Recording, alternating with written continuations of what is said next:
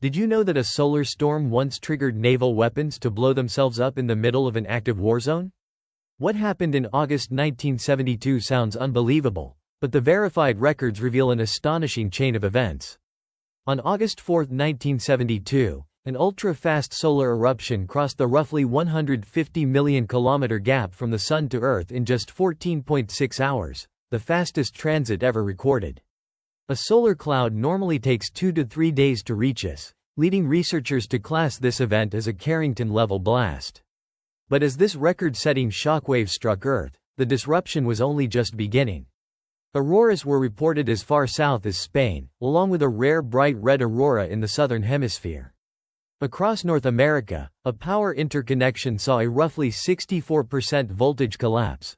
One utility lost about 120 megawatts within minutes, and a long-distance telephone cable recorded a sudden surge.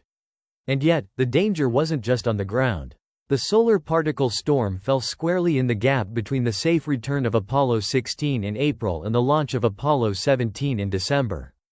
Modeling suggests that astronauts caught in transit or on the lunar surface would likely have suffered acute radiation sickness and required an emergency return. No astronauts were exposed, but here is where it gets strange down in the ocean. Off the coast of North Vietnam, the U.S. Navy had placed magnetic influence destructor sea mines during Operation Pocket Money. On August 4, an aircrew observed 20 to 25 explosions within about 30 seconds, plus dozens of fresh disturbances nearby, as the mines were triggered by the storm's geomagnetic jolt instead of a passing steel ship. And the truth behind the detonations remained hidden for decades. A declassified U.S. Navy investigation concluded there was a high degree of probability that the magnetic mines were detonated by the solar storm. Surfaced from Vietnam War archives in a 2018 study, the secret report finally solved an incident that had puzzled observers for years.